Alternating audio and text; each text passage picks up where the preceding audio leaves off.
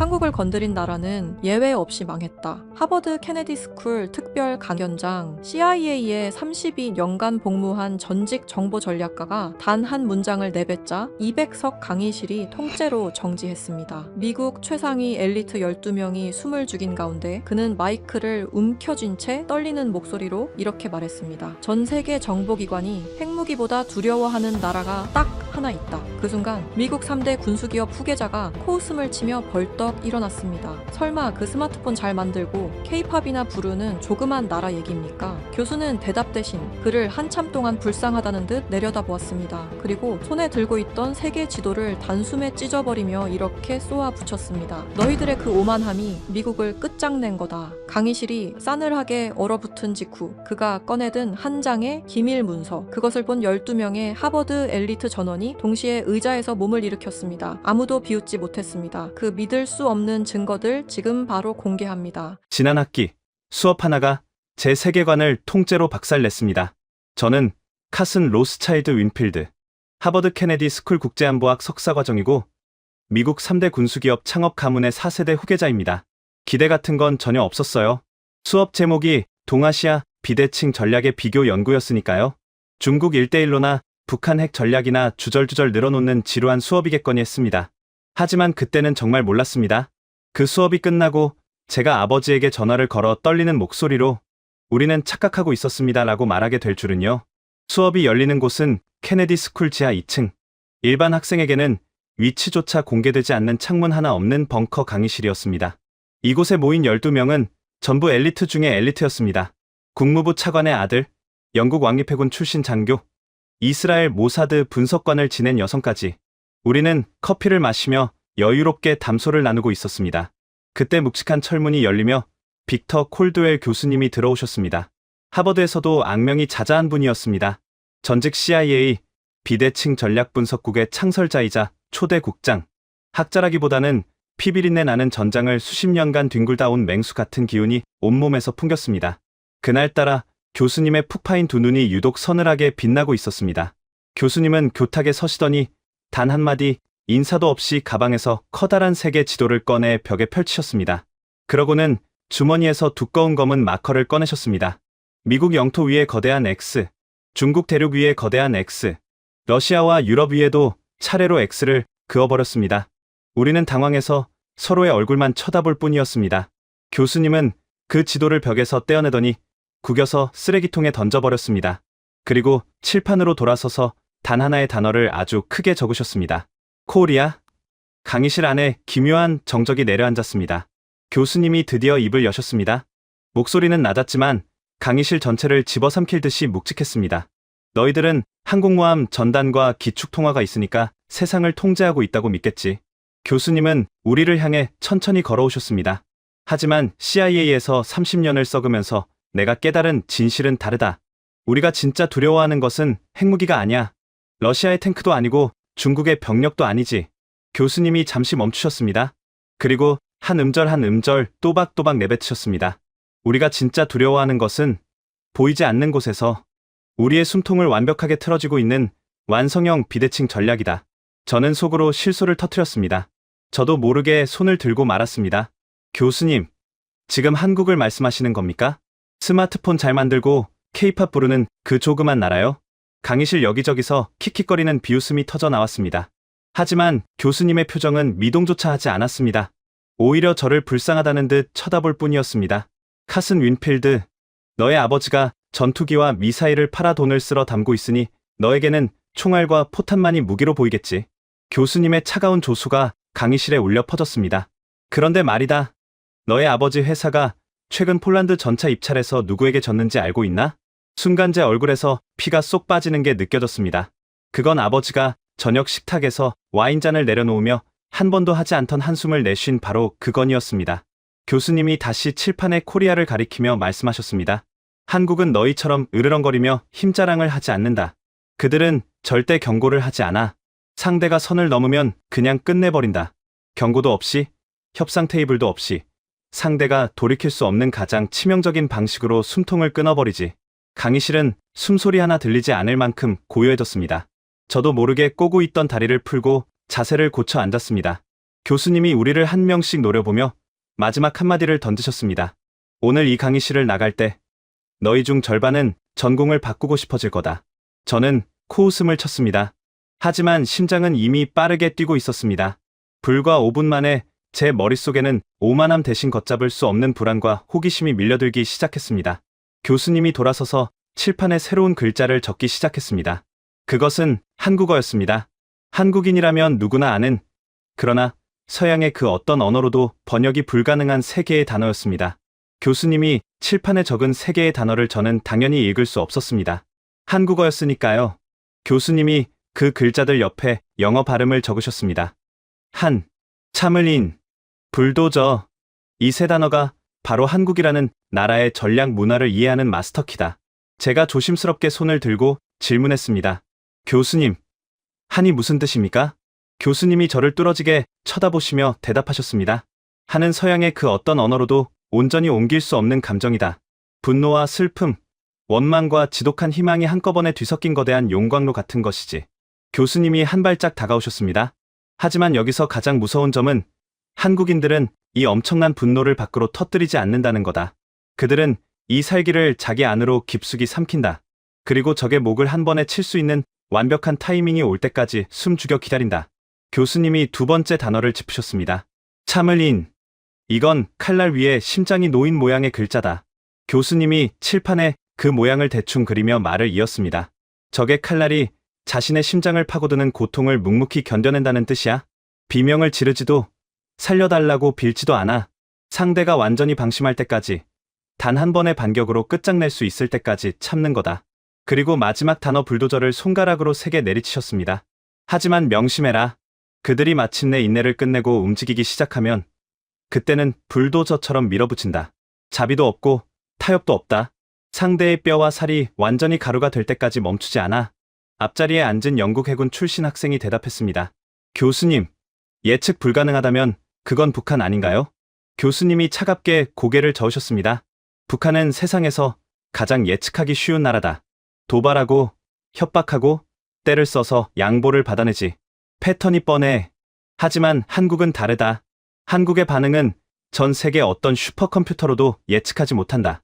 교수님이 잠시 멈추셨습니다. 왜냐하면 한국은 절대 경고를 하지 않기 때문이다. 저는 그 순간 등골을 타고 차가운 땀이 흘러내리는 것을 느꼈습니다. 경고를 하지 않는다. 그게 도대체 무슨 뜻이지? 교수님이 칠판을 강하게 두드리며 설명을 이어가셨습니다.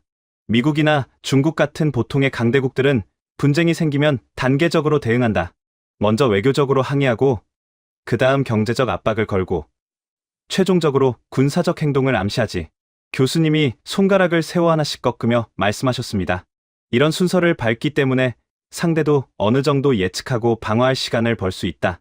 하지만 한국은 이 모든 과정을 생략한다. 교수님이 우리를 쥐어듯 압도적인 목소리로 말씀하셨습니다. 한국은 상대가 선을 넘으면 그냥 끝내버린다. 경고도 없이, 협상도 없이, 상대가 돌이킬 수 없는 가장 완벽하고 치명적인 방식으로 숨통을 끊어버리지. 그래서 한국의 반격은 언제나 상대가 상상조차 못한 대재앙이 되는 거다. 강의실이 진공 상태처럼 고요해졌습니다. 이것은 현대에 갑자기 만들어진 얄팍한 전략이 아니었습니다. 수많은 전쟁의 참화 속에서 살아남기 위해 진화해온 뼛속까지 각인된 생존의 본능이었습니다. 교수님이 다음 주제로 넘어가며 칠판에 새로운 글자를 적기 시작하셨습니다. 지금 내가 한 말이 허풍이라고 생각하는 놈이 분명히 있을 거다. 교수님이 저를 힐끗 쳐다보셨습니다. 좋다. 그렇다면 이 패턴이 증명된 역사 속 가장 소름 돋는 사건을 직접 보여주마. 수백 년 전 동아시아의 바다가 피로 물든 날의 이야기다. 교수님의 눈빛이 과거를 회상하듯 깊어졌습니다. 당시 동아시아 최강의 군사력을 자랑하던 일본이 조선에 쳐들어왔을 때 조선의 정규군은 순식간에 녹아내렸다. 교수님의 목소리가 차분하게 가라앉았습니다. 수도가 함락됐고 왕은 북쪽으로 도망쳤지. 일본은 완벽한 승리를 확신했다. 조선은 끝났다고 생각한 거야. 한 학생이 어리둥절한 표정으로 물었습니다. 그러면 거기서 그 나라는 멸망한 건 아닌가요? 교수님이 차갑게 웃으며 고개를 저으셨습니다. 바로 여기서 전 세계 전쟁사에 유례가 없는 기괴한 일이 벌어진다. 교수님의 두 눈이 번뜩였습니다. 정규군이 무너지자 전국 각지의 깊은 산속과 마을에서 의병이라는 이름의 유령, 군대가 튀어나오기 시작한 거다. 교수님이 칠판에 조선 반도의 윤곽을 대충 그리며 손가락으로 여기저기를 찍었습니다. 낫을 들던 농민들이, 불경을 외던 승려들이, 붓을 쥐던 학자들이 스스로 무기를 들고 적의 목을 베기 시작했어. 교수님이 잠시 멈추며 우리를 둘러보셨습니다. 중요한 건 이거다. 왕이 시킨 것이 아니었다. 정부가 돈을 준 것도 아니었어. 그저 나라를 지키겠다는 맹목적인 분노 하나로 전 국민이 자발적으로 무장한 거다. 저는 그 말을 듣고 팔에 소름이 돋는 것을 느꼈습니다. 교수님이 칠판의 지도를 가리키며 설명을 이어가셨습니다. 일본군은 정규군을 상대하는 법은 알았지만 전 국민이 사륙의 기계로 변해 덤벼드는 상황은 상상조차 하지 못했다. 깊은 숲에서, 좁은 골목에서, 어두운 밤마다 보이지 않는 공격이 쏟아졌어. 교수님이 손바닥으로 책상을 내리쳤습니다. 결국 일본군의 보급선은 갈기갈기 찢겨나갔고 그들의 거대한 군대는 반도 한가운데 고립되어 말라 죽기 시작했지. 강의실 안에 무거운 침묵이 흘렀습니다. 교수님이 칠판 한가운데에 아주 또박또박 새로운 이름을 하나 적으셨습니다. 이순신. 그리고 바로 이 전쟁의 흠을 완전히 뒤집어 버린 괴물 같은 인물이 있었다. 교수님의 목소리가 한 톤 낮아졌습니다. 중요한 것은 이 남자가 처음부터 싸우고 있었다는 거다. 육지의 정규군이 무너지는 그 참혹한 시간 동안에도 바다에서만큼은 단 한 번도 재해권을 내주지 않았어. 교수님이 천천히 고개를 들어 우리를 쳐다보셨습니다. 그리고 일본이 완전한 승리를 확신하며 가장 깊숙이 선을 넘어온 그 순간 교수님이 숫자를 칠판에 적었습니다. 12대 133. 단 12척의 부서진 배로 133척의 일본정예 함대와 맞붙어 31척을 바닷속에 수장시켜버렸다. 나머지 함대는 혼비백산하여 도주했지. 학생들 사이에서 말도 안 된다는 듯 웅성거리는 소리가 터져 나왔습니다. 저 역시 도저히 믿을 수가 없었습니다. 교수님, 어떻게 12척으로 133척을 이깁니까? 그건 물리적으로 불가능합니다. 교수님이 교탁을 짚으며 제게 몸을 기울이셨습니다. 일본도 너처럼 똑같이 생각했다. 고작 12척이니까 이미 죽은 시체라고 생각하고 축배를 들었지. 교수님이 잠시 뜸을 들이셨습니다. 하지만 그 방심이 그들의 숨통을 끊어 놓았다. 교수님의 목소리가 뱀처럼 낮고 차갑게 깔렸습니다. 이순신은 울돌목이라는 지옥처럼 물살이 거세고 좁은 해협으로 일본 함대를 유인했다. 그는 바다의 조류가 비바뀌는 정확한 시간을 미리 계산해 두고 있었어. 교수님이 손가락으로 칠판 위에 좁은 해협을 짚으셨습니다. 일본의 거대한 함대가 그 좁은 골목에서 거센 물살에 휩쓸려 통제력을 잃는 바로 그 찰나의 순간을 노린 거다. 교수님이 주먹을 불끈 쥐셨습니다. 12척의 배가 뿜어낸 화포 앞에서 서로 부딪히고 엉킨 일본 배들은 그저 거대한 불쏘시개에 불과했어. 저는 그 정교하고도 잔혹한 전술에 숨을 쉴 수가 없었습니다. 단 하루 만에 일본 함대는 31척이 격침되고 나머지는 모조리 도망쳤다. 12척에게 완전히 도살당한 거야. 이 한 번의 전투로 일본의 바닷길은 완벽하게 끊어졌고 결국 그들은 패배를 인정하며 물러날 수밖에 없었다. 옆에 앉은 모사드 출신의 여학생이 떨리는 목소리로 질문했습니다. 그런데 왜 상대가 가장 깊숙이 선을 넘을 때까지 기다린 건가요? 더 일찍 공격하지 않고요? 교수님이 만족스러운 듯 기괴한 미소를 지으셨습니다. 아주 훌륭한 질문이다. 바로 그것이 한국식 비대칭 전략의 진수다. 교수님이 다시 칠판에 세 단어를 가리키셨습니다. 그들은 절대 먼저 이빨을 드러내지 않는다. 상대가 완벽한 승리를 확신하며 가장 깊숙한 곳까지 들어올 때까지 칼날을 심장에 품고 기다린다. 교수님의 눈이 서늘하게 가늘어졌습니다. 하지만 일단 칼을 뽑아 들면 적의 씨를 말려버린다. 이순신은 바로 그 단 한 번의 기회를 기다린 거다.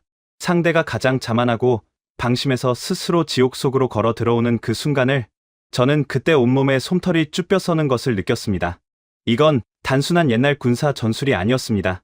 적의 방심을 먹이 삼아 자라는 뼛속 깊이 새겨진 사냥꾼의 본능이었습니다.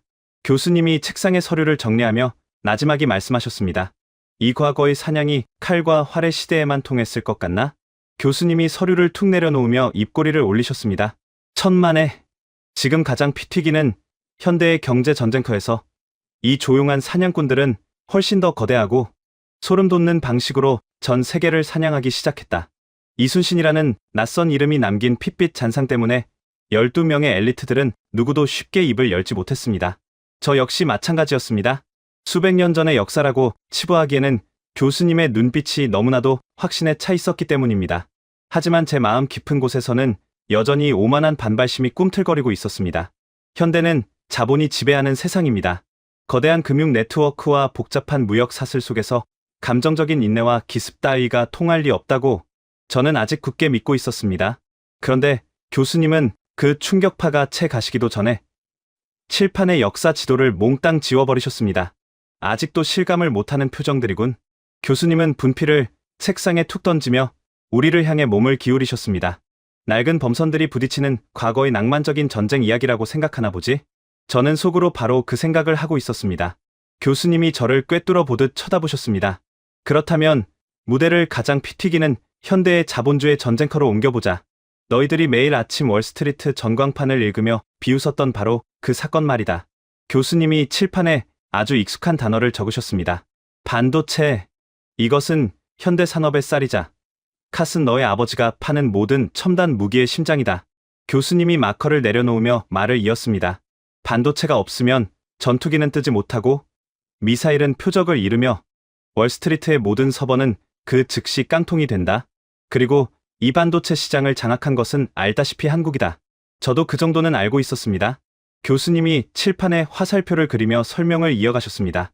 그런데 얼마 전 일본이 아주 치명적인 도발을 감행했다. 한국의 목줄을 완벽하게 끊어버리겠다며 사실상의 경제 선전포고를 한 거지. 교수님은 손가락 3개를 펴 보이셨습니다. 고순도 불화수소, 포토레지스트, 플로린 폴리이미드. 이름부터 생소한 이 화학 물질들은 반도체의 회로를 깎고 그리는 데 없어서는 안 될 생명수와 같다. 교수님이 세 손가락을 접으며 핵심을 짚으셨습니다. 문제는 이 소재들을 일본 기업들이 전 세계 시장의 90% 이상을 독점하고 있었다는 거다. 일본은 이 3가지 소재의 한국 수출을 기습적으로 틀어막아 버렸어. 한 학생이 흥미롭다는 듯 끼어들었습니다. 독점 공급처가 물건을 끊었으니 공장이 멈추는 건 시간 문제였겠네요. 교수님이 차갑게 웃으며 고개를 끄덕이셨습니다. 정확하다. 일본 정치인들의 계산은 완벽해 보였지. 한국에는 대체할 곳이 없다. 짧게는 몇 주, 길어야 몇 달 안에 한국의 거대한 반도체 공장들은 멈춰설 것이고 천문학적인 적자를 견디다 못한 한국은 결국 무릎을 꿇고 살려달라며 애원할 것이다. 교수님이 우리를 둘러보셨습니다. 그것이 일본의 확신이었다. 저도 그 당시 뉴스 헤드라인들이 기억났습니다. 서구의 경제 매체들은 일제히 한국 경제의 몰락을 점쳤습니다. 아시아의 거인, 소재 의존도에 덫에 걸리다. 한국 반도체 신화의 종말. 우리 모두는 한국이 발등에 불이 떨어져 전 세계를 돌아다니며 구걸하거나 일본에 엄청난 외교적 양보를 할 것이라 예상했습니다. 교수님이 칠판에 적힌 3단어. 한, 참을인, 불도저를 다시 가리키셨습니다. 자, 여기서 내가 아까 말했던 한국의 그 소름 돋는 본능을 떠올려봐라. 교수님의 목소리가 뱀처럼 낮게 깔렸습니다. 보통의 나라라면 어떻게 했을까? 당장 일본 대사를 불러들여 책상을 내리치고 대규모 무역 보복을 선언하며 국제사회의 억울함을 호소했겠지. 교수님이 한 발짝 앞으로 나오셨습니다. 하지만 한국은 어떻게 반응했을 것 같나? 강의실은 쥐 죽은 듯 고요했습니다. 누구도 선뜻 대답하지 못하자 교수님이 스스로 답을 내놓으셨습니다. 침묵했다. 제가 의아해서 되물었습니다. 침묵이라고요? 국가 경제의 심장이 멈추게 생겼는데 그냥 가만히 있었다는 겁니까? 물론 표면적인 외교 항의는 있었지. 하지만 일본이 기대했던, 그리고 전 세계가 예상했던 굴욕적인 항복이나 폭력적인 보복 조치는 없었다. 교수님이 잠시 멈추셨습니다.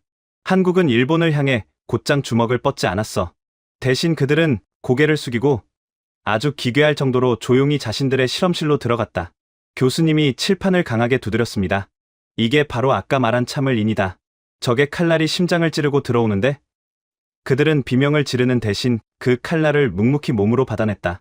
교수님의 두 눈이 번뜩였습니다. 일본은 자신들이 이겼다고 축배를 들었지.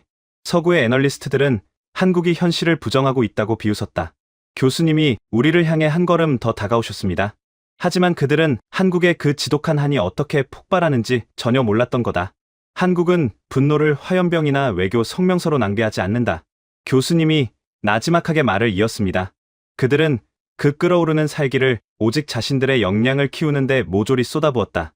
교수님이 손가락을 꺾으며 하나씩 짚어 나가셨습니다. 정부는 막대한 예산을 며칠 만에 쏟아부었고 기업들은 서로의 기밀을 공유하며 벽을 허물었다. 그리고 연구원들은 집에 가는 것을 포기한 채 하얀 방호복을 입고 실험실에서 밤을 새우며 목숨을 걸고 실패를 반복했다. 교수님이 우리를 한 명씩 노려보며 물으셨습니다. 왜 그랬는지 아나? 강의실이 다시 침묵에 잠겼습니다. 단순히 회사를 살리기 위해서가 아니다. 이 굴욕을 2번 다시 겪지 않기 위해서 자신들의 목을 쥔 적의 손목을 아예 통째로 잘라 내버리기 위해서였다. 교수님이 칠판에 큼지막하게 글자를 적으셨습니다. 1년, 그리고 채 1년도 지나지 않아 전 세계 산업계를 경악시킨 발표가 나왔다. 교수님이 마커를 내려놓으며 담담하게 말씀하셨습니다. 한국이 고순도 불화수소의 핵심 등급을 국산화하는 데 성공해버린 거다. 수십 년이 걸릴 거라던 일본의 기술 격차를 단 1년 만에 잊힌 듯한 집념으로 갈아마셔 버린 거지. 교수님이 칠판의 글자를 손가락으로 톡 건드리셨습니다. 결과가 어떻게 됐을 것 같나? 교수님이 입꼬리를 올리셨습니다. 한국의 반도체 공장은 단 하루도 멈추지 않았다. 오히려 핵심 소재를 직접 통제하게 되면서 그들의 생산성은 더욱 폭발적으로 증가했지. 교수님이 목소리를 한 톤 낮추셨습니다. 진짜 지옥은 일본에서 열렸다. 교수님이 천천히 강의실을 걸으며 설명을 이어가셨습니다. 한국이라는 전 세계에서 가장 거대한 고객을 하루아침에 잃어버린 일본의 소재 기업들은 심각한 타격을 입었다. 한국향 매출이 급감하면서 그들의 빛나던 독점적 지위에 치명적인 균열이 생기기 시작했다. 교수님이 걸음을 멈추시더니 우리를 정면으로 바라보셨습니다. 한국의 목을 조르려다가 스스로 자신들의 독점 시장에 돌이킬 수 없는 구멍을 내버린 꼴이 된 거지. 강의실 여기저기서 숨을 삼키는 소리가 들렸습니다. 보이나? 이것이 한국식 비대칭 전략의 현대적 완성이다. 교수님이 칠판에 3단어를 차례로 짚으셨습니다. 그들은 일본에게 무역 보복을 경고하지 않았다. 협상을 애원하지도 않았어. 그저 조용히 상대가 가장 방심한 순간에 상상조차 못한 방식으로 시장 구조 자체를 뒤집어 버렸다. 교수님이 마지막으로 힘을 실어 말씀하셨습니다. 적이 자신을 공격하는 데 썼던 그 무기를 역으로 적의 숨통을 끊어버리는 사형 선고로 바꿔버린 거다. 울돌목에서 이순신이 한 것과 완벽히 같은 구조다. 저는 소름이 쭉 끼쳤습니다. 수백 년의 시간을 뛰어넘어 같은 사냥법이 그대로 작동하고 있었습니다. 이건 단순한 무역 분쟁의 승리가 아니었습니다. 자신을 건드린 상대는 반드시 뼈도 못 추리게 박살내고야마는 무언의 경고장이었습니다. 일본은 한국을 압박하려다가 도리어 자신들의 가장 강력한 산업 독점 구조에 스스로 균열을 냈습니다. 돌이킬 수 없는 피해를 입은 건 한국이 아니라 일본이었습니다. 경고도 예고도 없이 판 전체가 뒤집어진 겁니다. 하지만 저는 아직 완전히 항복하지 않았습니다. 일본은 그래도 지역 강국입니다. 미국은 다릅니다. AI와 소프트웨어의 세계에서 우리를 뛰어넘을 수 있는 나라는 없다. 적어도 그때까지는 그렇게 믿고 있었습니다. 제가 목소리를 가다듬으며 입을 열었습니다. 교수님, 일본 사례는 인상적이었습니다. 하지만 그것은 결국 전통적인 제조업 시대의 패권 다툼에 불과합니다. 지금은 AI, 인공지능이 지배하는 시대입니다. 실리콘밸리의 천재들이 세상의 뇌 구조를 설계하고 있지 않습니까? 교수님이 저를 빤히 쳐다보시더니 혀를 차셨습니다. 카슨 윈필드, 네가 오만함의 끝이 과연 어디인지 진심으로 궁금해지는군. 교수님이 제 말을 듣고 나서 아주 천천히 교탁 앞으로 걸어오셨습니다. 너희들은 실리콘밸리의 천재들이 모니터 앞에서 키보드를 두드리면 마법처럼 AI가 세상을 바꾸는 줄 알지? 교수님이 칠판에 새로운 단어를 적으셨습니다. HBM, 고대역 폭 메모리. 이것이 바로 너희들의 그 위대한 실리콘밸리가 절대 입 밖으로 크게 꺼내지 않는 끔찍한 아킬레스건의 이름이다. 교수님이 마커를 내려놓으며 설명을 시작하셨습니다. AI라는 거대한 지능이 작동하려면 상상할 수조차 없는 엄청난 양의 데이터가 한꺼번에 쏟아져 들어가야 한다. 교수님이 손으로 물이 쏟아지는 신용을 하셨습니다. 엔비디아의 칩이 아무리 천재적인 연산 능력을 갖추고 있어도 그 데이터를 실어 나르는 도로가 좁으면 결국 시스템은 먹통이 되고 그 비싼 칩은 거대한 난로에 불과해진다. 교수님이 칠판의 HBM을 손가락으로 톡 건드리셨습니다. 데이터를 빛의 속도로 쏟아부을 수 있는 거대하고 완벽한 고속도로. 그것이 바로 HBM이다. 교수님이 우리를 둘러보셨습니다. 그렇다면 질문을 하나 하지. 실리콘밸리의 명운을 쥐고 있는 이 HBM을 전 세계에서 제대로 만들어낼 수 있는 나라는 과연 어디일까? 잠시 침묵이 흘렀습니다. 교수님이 직접 답을 내놓으셨습니다. 사실상 한국이 지배하고 있다. 교수님이 칠판에 2개의 이름을 적으셨습니다. SK하이닉스와 삼성. 이 2개의 한국 기업이 전 세계 최첨단 HBM 시장의 압도적인 점유율을 완벽하게 독점하고 있다. 교수님이 마커를 놓으며 덧붙이셨습니다. 미국의 마이크론도 뒤늦게 뛰어들었지만 기술력과 양산 능력에서 한국을 따라잡으려면 아직 갈 길이 멀다. 저는 순간 심장이 철렁 내려앉는 것을 느꼈습니다. 방금 들은 일본의 소재 독점 이야기와 구조가 똑같았습니다. 그런데 이번에는 한국이 그 칼을 쥐고 있다는 겁니다. 교수님이 교탁을 짚으며 몸을 앞으로 기울이셨습니다. 미국이 AI 생태계를 지배한다고? 천만에. 교수님의 목소리가 칼날처럼 날카로워졌습니다. 미국은 그저 화려한 무대 위에서 춤을 추는 꼭두각시일 뿐이다. 그 꼭두각시의 등에 연결된 수만 가닥의 신경줄을 쥐고 있는 진짜 지배자는 태평양 건너 반도의 조용한 실험실 안에 있다. 강의실 안이 얼음장처럼 차가워졌습니다. 교수님이 천천히 걸으며 시나리오를 하나 던지셨습니다. 만약 오늘 당장 한국이 HBM 수출을 중단한다면 어떤 일이 벌어질 것 같나? 교수님이 손가락을 하나씩 꺾으셨습니다. 실리콘밸리의 모든 혁신은 그날 자정으로 올 스톱이다. 챗GPT는 대답을 멈출 것이고 월스트리트의 자동 매매 시스템은 마비될 것이며. 교수님이 저를 똑바로 쳐다보셨습니다. 카슨, 너의 아버지가 자랑하는 펜타곤의 최첨단 무인 전투기들은 눈과 귀가 멀어버리겠지. 저는 아무 말도 할 수 없었습니다. 수조 달러에 달하는 미국의 AI 주식시장은 단 일주일 만에 휴지 조각이 될 거다. 교수님이 걸음을 멈추시며 마지막 한마디를 내려놓으셨습니다. 한국은 미사일 버튼을 누를 필요가 없어. 그저 공장 문을 걸어 잠그고 침묵하는 것만으로 초강대국 미국의 심장을 완벽하게 멈추게 할 수 있는 거다. 우리가 통제하고 있다고 믿었던 첨단 산업의 가장 깊숙하고 내밀한 목줄을 그들이 쥐고 있었습니다. 교수님이 칠판 앞으로 돌아서셨습니다. 이것이 바로 진정한 의미의 비대칭 인질극이다. 미국과 일본이 소프트웨어와 화려한 설계에 취해 있을 때 한국은 가장 지루하고 재미없는 메모리 반도체 공정에 수십 년 동안 피와 땀을 갈아 넣었다. 교수님이 다시 칠판에 세 단어를 가리키셨습니다. 아무도 알아주지 않는 미세한 공정의 한계를 돌파하기 위해 그들은 참을 인을 가슴에 새기고 묵묵히 칼을 갈았던 거다. 남들이 버린 시장, 남들이 귀찮아한 그 바닥부터 기어 올라와 결국 모든 구조의 뿌리를 장악해버렸지. 교수님이 목소리를 낮추셨습니다. HBM이라는 반도체로 미국의 인공지능 혈관을 틀어쥐었다. 경제의 숨통은 이미 그들의 손에 넘어갔다. 교수님이 잠시 멈추셨습니다. 그리고 무게감 있는 목소리로 다음 문장을 꺼내셨습니다. 하지만 이건 눈에 보이는 경제의 세계일 뿐이다. AI가 뇌라면 그 뇌가 내리는 명령을 수행할 진짜 피와 살이 튀는 전장에서는 무엇이 필요할까? 교수님의 시선이 저에게 멈추었습니다. 미국과 유럽이 평화에 취해 군대를 줄이고 무기고를 텅 비워가고 있던 수십 년의 세월 동안 그 반도의 사람들은 단 한순간도 무기 깎는 것을 멈추지 않았다. 저는 이제 반박의 여지가 점점 줄어들고 있음을 느끼면서도 마지막 자존심을 붙들고 입을 열었습니다. 교수님, 반도체는 인정합니다. 하지만 총과 대포가 빗발치는 하드파워의 세계에서 한국이 미국을 넘는다는 건 도저히 납득할 수 없습니다. 제 목소리는 스스로도 놀랄 만큼 떨리고 있었습니다. 한국의 군사력은 오직 북한이라는 미치광이를 막기 위한 지역적 방어력에 불과합니다. 유럽과 나토의 방어선은 여전히 미국의 로키드 마틴과 보잉이 책임지고 있지 않습니까? 교수님이 고개를 끄덕이셨습니다. 하지만 그 끄덕임에는 동의가 아니라 연민이 담겨 있었습니다. 카슨, 너의 아버지가 만드는 전투기와 미사일은 분명 훌륭하지. 하지만 너무 비싸고 너무 오만하며 무엇보다 너무 느리다. 교수님이 칠판에 유럽 지도를 대충 그리셨습니다. 냉전이 끝나고 지난 수십 년 동안 평화에 취한 유럽의 강대국들은 무엇을 했지? 교수님이 직접 답하셨습니다. 독일은 거대한 전차 공장들의 문을 닫았다. 프랑스는 무기 생산 라인을 줄였고 영국은 육군 병력을 역사상 최저 수준으로 깎아버렸지. 전쟁은 영원히 끝났고 이제 외교와 경제만으로 세상을 통제할 수 있다고 믿었다. 교수님이 칠판의 유럽 지도 위에 큰 X를 그으셨습니다. 그들은 창과 방패를 스스로 불태우고 샴페인을 터뜨렸다. 교수님이 돌아서서 한반도 위치를 짚으셨습니다. 하지만 그들이 평화의 환상에 빠져 무기고를 비우고 있을 때 지구 반대편의 한국은 단 하루도 공장의 불을 끄지 않았다. 교수님의 목소리에 힘이 실렸습니다.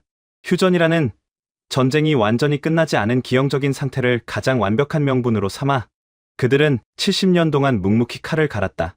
교수님이 마커로 한반도를 동그라미 치셨습니다. 서방 세계가 첨단 드론과 정밀 타격 같은 화려한 미래전에 심취해 있을 때 한국은 가장 원초적이고 무식한 재래식 무기들, 전차와 자주포와 포탄을 미친 듯이 깎아내고 또 깎아냈다. 교수님이 잠시 멈추셨습니다. 그리고 어느 날 유럽 한가운데서 진짜 피가 튀는 잔혹한 재래식 전쟁이 터져버렸다. 교수님이 우리를 둘러보셨습니다. 포탄이 바닥난 유럽 국가들은 패닉에 빠졌다. 다급해진 나토 국가들이 미국과 독일의 방산업체 문을 두드렸지. 교수님이 저를 쳐다보셨습니다. 하지만 결과가 어땠나? 카슨, 너의 아버지가 운영하는 공장은 라인을 다시 까는 데만 수년이 걸린다고 답했고, 독일의 녹슨 공장들은 부품이 없어서 허덕이고 있었지. 교수님의 입꼬리가 씁쓸하게 올라갔습니다. 무기를 당장 달라고 아우성치는데 잘난 서구의 방위산업체들은 납기를 맞출 능력 자체가 증발해버린 거야? 교수님이 칠판의 유럽 지도를 다시 가리키셨습니다. 바로 그 절망적인 순간 유럽의 앞마당에 유령처럼 거대한 그림자가 드리워졌다. 교수님이 동유럽 지역을 짚으셨습니다. 폴란드와 루마니아가 누구의 손을 잡았는지 아나? 미국도 독일도 아니었다. 바로 한국이었다. 교수님의 목소리가 높아졌습니다. 한국은 경고 없이 침투했다. 그들은 단 몇 달 만에 최첨단 K2 전차, 수백 대와 K9 자주포를 거대한 수송선에 꽉꽉 채워 유럽의 항구에 토해냈다. 교수님이 손바닥을 탁 쳤습니다. 서방의 어떤 나라도 불가능하다고 했던 그 압도적인 생산량과 납기를 컨베이어 벨트에서 각 구운 빵을 찍어내듯 미친 속도로 증명해버린 거다. 성능은 독일제와 맞먹고 가격은 절반이며 속도는 비교조차 할 수 없었어. 제가 마지막 반박을 시도했습니다. 단지 무기를 빨리 팔았다고 해서 유럽을 장악한 건 아니지 않습니까? 교수님이 고개를 저으셨습니다. 네가 군사 전략의 가장 무서운 기본기를 놓치고 있군. 교수님이 한 발짝 다가오셨습니다. 무기를 판다는 것은 단순히 철덩어리를 넘기는 게 아니다. 그 무기를 유지하기 위한 수백만 개의 부품, 군인들의 훈련 방식, 적을 타격하는 통신 시스템과 군사 교리 전체가 통째로 한국식으로 바뀐다는 뜻이야. 교수님이 칠판의 동유럽을 두드리셨습니다. 폴란드 육군의 심장이 한국산 전차로 도배되었다.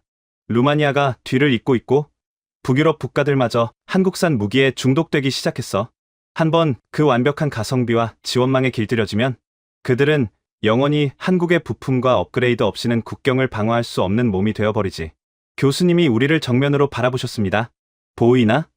한국은 유럽의 단 한 명의 군인도 파병하지 않았어.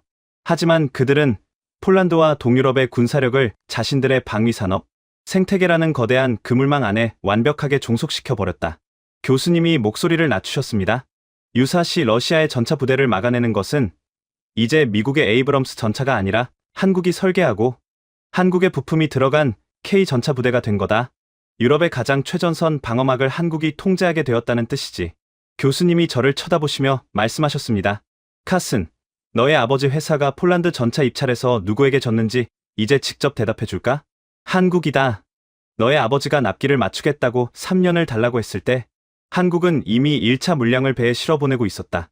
가슴이 쿵 내려앉았습니다. 아버지가 저녁 식탁에서 와인잔을 내려놓으며 처음으로 한숨을 쉬던 그날 밤이 떠올랐습니다. 아버지는 아무 말씀도 안 하셨지만 저는 그 한숨의 무게를 이제야 이해할 수 있었습니다. 교수님이 서류를 정리하며 나지막이 말씀하셨습니다. HBM으로 미국의 인공지능 혈관을 틀어쥐고 K방산으로 유럽의 국경을 대체했다. 경제와 군사, 이 두 가지 하드웨어가 완벽하게 한국의 통제 아래로 들어가고 있다. 교수님이 잠시 멈추셨습니다. 하지만 이건 눈에 보이는 물질의 세계일 뿐이다. 교수님의 눈빛이 묘하게 빛났습니다. 진정한 정복은 국경을 넘는 것이 아니라 사람의 뇌를 점령할 때 완성되는 법이지. 한국이 자본과 무기 없이도 전 세계 서구 청년들의 영혼과 일상을 어떻게 완벽하게 해킹해버렸는지, 그 영토 없는 제국의 진짜 무서운 얼굴을 마주할 준비가 되었나? 경제의 혈관인 반도체와 국경을 지키는 군사력마저 그들의 보이지 않는 통제 아래 놓이고 있다는 사실은 제 세계관의 근간을 짓밟는 것이었습니다. 하지만 저에게는 마지막 방어선이 남아 있었습니다. 총과 돈의 세계에서는 그들의 비대칭 전술이 통했을지 모릅니다. 하지만 인간의 영혼과 사상을 지배하는 문화의 영역은 완전히 다른 차원의 이야기였습니다. 전 세계의 청년들은 우리의 영화를 보고 우리의 음악을 들으며 우리가 만든 청바지를 입고 자랍니다. 소프트 파워, 즉 영토 없이 전 세계인의 정신을 지배하는 문화. 제국만큼은 절대 미국을 넘을 수 없다는 것이 제 마지막 확신이었습니다. 하지만 이번에는 반박 대신 솔직한 의문을 던져보기로 했습니다. 교수님, 하드 파워에서의 성과는 인정합니다. 하지만 소프트 파워는 다릅니다. 문화는 공장에서 찍어내는 포탄이나 칩이 아닙니다. 전 세계의 상상력을 지배하는 것은 여전히 마블 영화와 디즈니, 그리고 넷플릭스 같은 우리의 플랫폼입니다. 저는 마지막 카드를 꺼내 들었습니다. 한국의 팝 음악이나 드라마가 유행하는 것은 사실이지만 그건 일시적인 트렌드에 불과합니다. 어떻게 일개 유행이 전 세계의 뇌 구조를 해킹한다는 겁니까? 교수님이 한참 동안 저를 바라보셨습니다. 그리고 예상치 못한 질문을 던지셨습니다. 너희들 어젯밤 침대에 누워서 잠들기 직전까지 손에 쥐고 있던 게 뭐지? 아무도 대답하지 못했습니다. 교수님이 직접 답하셨습니다. 스마트폰이다. 교수님이 천천히 걸으며 말을 이어가셨습니다. 너희들은 눈을 뜨자마자 작은 직사각형 액정을 들여다보고 밥을 먹을 때도, 화장실에 갈 때도, 심지어 길을 걸을 때도 그 작은 유리판에 시선을 고정하고 있지. 현대인의 뇌는 사실상 그 작은 기계에 완벽하게 종속되어 버렸다. 교수님이 걸음을 멈추셨습니다. 과거에 미국은 훌륭했다. 2억 달러가 넘는 천문학적인 돈을 쏟아부어 마블 영웅들을 만들고 사람들을 강제로 거대한 극장 의자에 앉혀 2시간 동안 스크린을 올려다보게 만들었지. 교수님이 손가락을 세우셨습니다. 일본은 자신들만의 독특한 만화 생태계를 만들어 전 세계의 팬들을 오른쪽에서 왼쪽으로 종이를 넘기게 만들었다. 교수님이 손가락을 내리셨습니다. 하지만 한국은 그 거대하고 견고한 성벽을 향해 정면으로 돌격하지 않았다. 교수님의 눈이 날카로워졌습니다. 그들은 강대국이 선점한 극장이나 출판 시장이라는 기존의 전쟁터를 완전히 무시해버렸어. 대신 인류가 가장 많은 시간을 보내는 아주 은밀하고 개인적인 공간, 바로 스마트폰 속으로 소리 없이 스며드는 게릴라전을 선택했다. 교수님이 칠판에 새로운 단어를 적으셨습니다. 웹툰. 너희들도 지하철에서 무심코 위에서 아래로 손가락을 쓸며 본 적이 있을 거다. 교수님이 마커를 내려놓으셨습니다.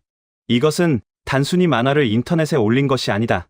인간의 신체 구조상 가장 편안한 엄지손가락의 상하 운동에 맞춰 서사와 연출의 문법을 통째로 재창조해버린 완벽히 새로운 포맷이다. 교수님이 우리를 둘러보셨습니다. 서구의 만화가 종이의 규격에 갇혀 있을 때 한국은 스크롤의 속도와 여백을 조절해 독자의 호흡과 심장 박동까지 통제해버리는 화면 속의 절대적 지배자가 된 거다. 교수님이 한 발짝 앞으로 나오셨습니다. 하지만 형식만 해킹한 것이 아니다. 그들은 서구 청년들의 감정의 밑바닥, 그 서늘한 결핍마저 정확하게 파고들었다.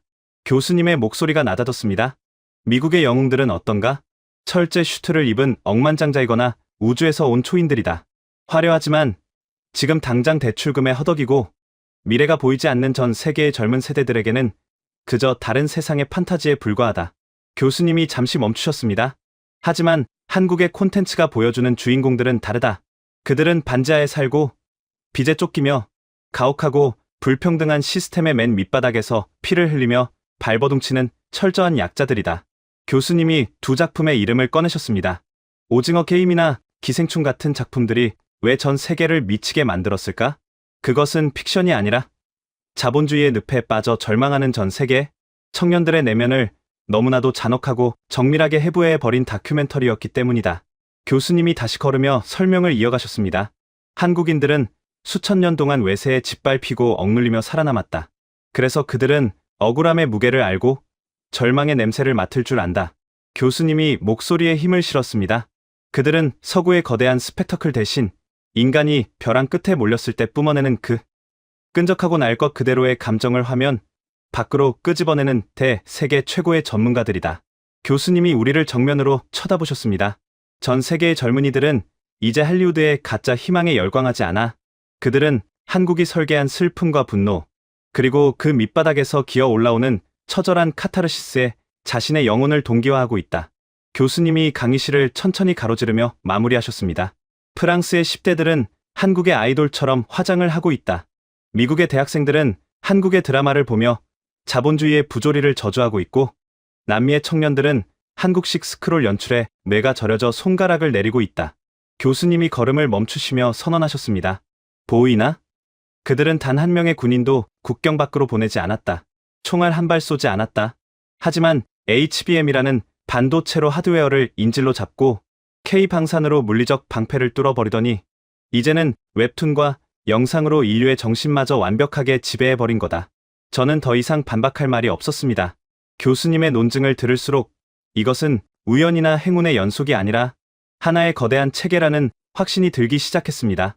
그래서 저는 지금까지와는 다른 질문을 던졌습니다. 교수님, 이토록 정밀하고 소름 돋는 비대칭 전략을 수십 년 동안 흔들림 없이 밀어붙일 수 있었던 원동력은 대체 무엇입니까? 교수님이 기다렸다는 듯 입꼬리를 올리셨습니다. 드디어 제대로 된 질문이 나왔군. 교수님이 칠판을 깨끗이 지우시더니 상단에 큼지막하게 적으셨습니다. 다른 나라가 이 전략을 모방할 수 없는 이유. 그의 답은 한국인들이 수천 년의 피눈물 속에서 벼려낸 서양의 언어로는 절대 번역조차 불가능한 5가지의 치명적인 DNA에 숨어 있다. 교수님이 칠판에 첫 번째 항목을 적으셨습니다. 하나, 지정학적 저주. 첫 번째 무기는 바로 그들이 태어난 끔찍한 땅 그 자체다. 교수님이 한반도의 위치를 짚으셨습니다. 지도를 펼쳐봐라. 북쪽으로는 중국과 러시아라는 거대한 대륙의 포식자들이 입을 벌리고 있고 바다 건너에는 일본이라는 섬나라 포식자가 칼을 갈고 있다. 교수님이 손가락으로 한반도를 에워싸듯 원을 그리셨습니다. 인류 역사상 가장 덩치가 크고 잔인한 제국들의 사방이 둘러싸인 말 그대로 사자. 우리 한가운데 던져진 피덩이 같은 위치다. 교수님이 잠시 멈추셨습니다. 보통의 약소국이라면 벌써 수백 년 전에 지도에서 지워졌거나 강대국의 노예가 되었을 거다. 하지만 그 저주받은 위치가 역설적으로 한국인들에게 상상할 수 없는 생존 본능을 강제했다. 그들은 단 한 번도 긴장을 푼 적이 없어. 한순간이라도 방심하면 나라가 통째로 뜯어먹힌다는 것을 수천 년의 역사로 학습했기 때문이다. 교수님이 두 번째 항목을 적으셨습니다. 둘, 압축 성장. 한국 전쟁 직후 한국의 1인당 국민소득은 $67에 불과했다. 아프리카의 빈민국들보다도 가난했지. 교수님이 손가락 2개를 세우셨습니다. 그런데 서구 세계가 200년, 300년에 걸쳐 이룩한 산업혁명과 민주화, 그리고 정보화 혁명을 그들은 단 50년 만에 전부 갈아마셔 버렸다. 한 세대 안에 농경사회에서 최첨단 AI 사회로 수직 상승한 거다. 교수님이 우리를 쳐다보셨습니다. 이 무시무시한 압축 성장이 무엇을 의미하는지 아나? 한국인들은 변화를 두려워하지 않는다는 뜻이다. 서양의 기업과 정부가 과거의 영광에 취해 회의를 거듭하고 안전한 길을 찾으며 머뭇거릴 때 한국인들은 낡은 것을 주저없이 부수고 새로운 판으로 뛰어든다. 교수님이 세 번째 항목을 적으셨습니다. 셋, 소름 돋는 결속력. 세 번째 무기는 평소에는 서로 싸우다가도 외부의 적이 나타나면 단숨에 하나의 거대한 유기체로 합체해버리는 기괴한 결속력이다. 교수님의 목소리가 한 톤 낮아졌습니다. 국가 부도 사태라는 끔찍한 경제 위기가 한국을 덮쳤을 때의 일이다.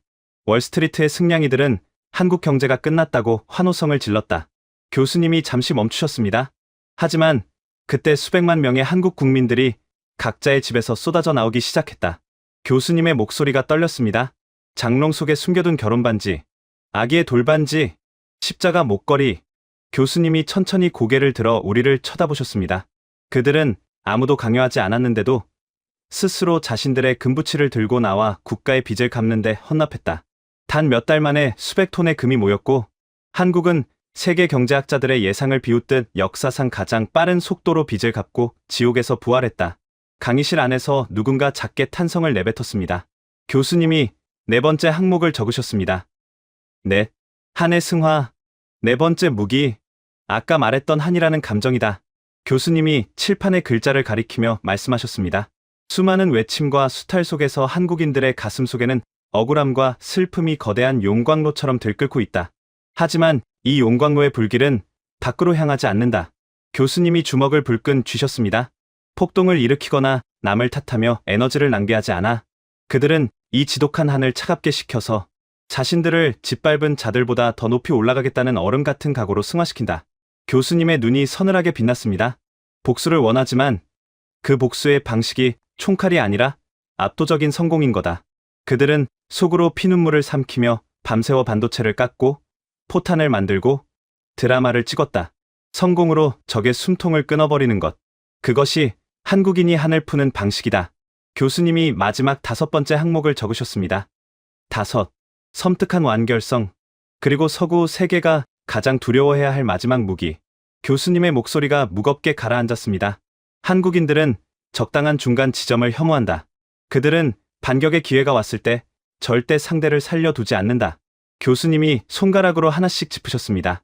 미국이나 유럽은 분쟁이 생기면 어느 정도 이익을 챙긴 선에서 협상하고 타협하려 한다. 하지만 한국은 다르다. 그들은 먹잇감을 물면 상대의 숨통이 완전히 끊어지고 뼈가 으스러질 때까지 절대 턱을 놓지 않는다. 교수님이 우리를 둘러보셨습니다. 메모리 반도체 시장에서 일본을 어떻게 밀어냈는지, 조선업에서 유럽을 어떻게 밀어냈는지, 스마트폰 시장에서 노키아와 모토로라를 어떻게 무덤으로 보냈는지 떠올려봐라. 그들은 올인한다. 그리고 그 올인의 끝은 항상 적의 완벽한 파멸이다. 교수님이 칠판에 적힌 5가지를 마커로 동그라미 치며 정리하셨습니다. 사방이 적인 저주받은 영토, 미친 듯한 속도의 압축 성장, 위기 앞에 하나로 뭉치는 유기체적 결속, 슬픔을 가장 예리한 칼날로 바꾸는 한의 승화, 그리고 적의 숨통을 완전히 끊어버리는 섬뜩한 완결성. 교수님이 마커를 내려놓으시며 선언하셨습니다. 이 5가지의 DNA가 완벽하게 톱니바퀴처럼 맞물리며 지구상 그 어떤 국가도 모방할 수 없는 절대적인 비대칭 전략의 괴물을 탄생시킨 것이다. 교수님이 마지막으로 우리를 한 명씩 쳐다보셨습니다. 이제 너희들도 알게 되었을 거다.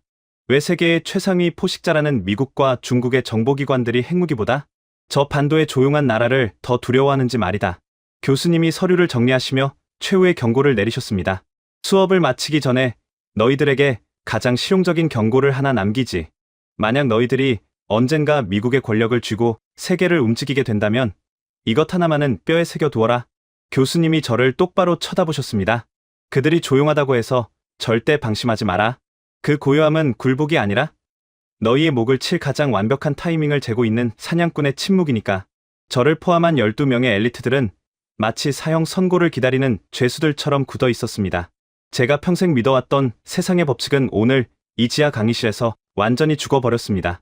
그리고 그 시체 위로 소리 없이 세상을 집어삼킨 거대한 제국의 진짜 얼굴이 떠오르고 있었습니다.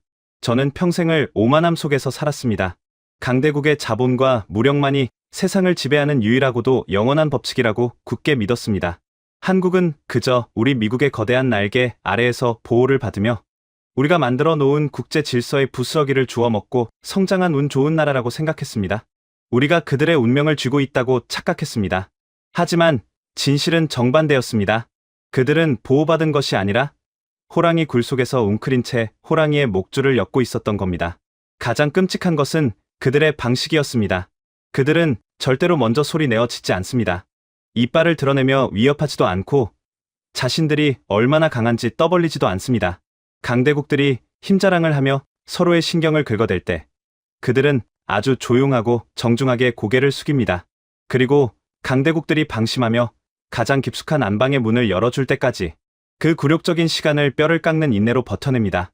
마침내 강대국들이 스스로 HBM이라는 칩에 목숨을 걸고 K방산이라는 무기 체계의 국경을 맡기며 한국이 만든 화면 속의 영혼을 빼앗기는 순간 그들은 조용히 미소를 지으며 문을 잠가버립니다. 빠져나갈 구멍은 없습니다. 우리가 스스로 그들이 만든 완벽한 통제실 안으로 걸어 들어간 것이니까요. 콜드웰 교수님의 마지막 경고가 다시 한번 귓가에 차갑게 맴돌았습니다. 조용하다고 약한 것이 아니다. 그들은 절대 먼저 물지 않지만 한 번 선을 넘는 순간 돌아갈 길은 영원히 지워진다. 지하 벙커 강의실을 빠져나와 하버드의 넓은 잔디밭으로 걸어 나왔을 때 평화로워 보이던 세상이 완전히 다르게 보이기 시작했습니다. 거리에서 한국의 자동차가 굴러가고 있었습니다. 사람들의 손에는 한국의 부품이 들어간 스마트폰이 들려 있었습니다. 학생들의 이어폰에서는 한국의 음악이 흘러나오고 있었습니다. 총성 없는 전쟁은 이미 끝나 있었습니다. 그들은 영토 하나 빼앗지 않고 피 한 방울 흘리지 않은 채 전 세계의 일상과 내 구조를 완벽하게 점령해버렸습니다. 옆을 걷던 동기 둘이 동시에 같은 말을 했습니다. 동아시아 전략을 전공해야 하는 거 아닌가. 교수님의 예언이 적중한 겁니다. 저는 그날 밤 아버지에게 전화를 걸었습니다. 아버지, 우리는 착각하고 있었습니다. 긴 침묵이 흘렀습니다. 아버지는 아무 말씀도 하지 않으셨습니다. 하지만 수화기 너머로 들리는 그 무거운 호흡이 아버지도 이미 알고 계셨다는 것을 말해주고 있었습니다. 저는 이제야 깨달았습니다. 세계에서 가장 무서운 포식자는 덩치가 큰 사자가 아니라 자신이 사냥꾼이라는 사실조차 숨긴 채 상대의 심장부에 가장 깊숙이 뿌리를 내리는 조용한 암살자라는 것을, 그리고 그 암살자의 이름은 대한민국입니다. 여러분, 지금까지 하버드 엘리트 카슨 윈필드의 고백을 함께 하셨습니다. 어떠셨습니까? 한국 전쟁 직후 1인당 국민소득 67달러, HBM 세계 시장의 압도적 점유율, 원조를 받던 나라에서 원조를 주는 나라로 역전한 인류 역사상 유일한 국가, 어느 서구 안보 전략가는 이렇게 인정했습니다. 한국을 이겼다고 착각하지 마라. 방심하는 순간 치명적인 반격이 시작된다. 아무도 믿어주지 않을 때 텅 빈 연구실에서 밤을 지새운 사람들이 있었습니다. 모두가 비웃을 때 묵묵히 칼을 갈았고 조용히 실패를 반복했고 그리고 마침내 세계의 숨통을 쥐었습니다. 이 이야기가 더 많은 사람에게 닿아야 한다고 생각하신다면 지금 영상을 공유해 주십시오. 여러분의 공유 하나가 세상에 오만함을 부수는 거대한 무기가 됩니다. 가슴이 뜨거워지셨다면 댓글에 긍지 2 글자만 남겨주십시오. 좋아요와 구독은 진실을 밝히는 등불이 됩니다.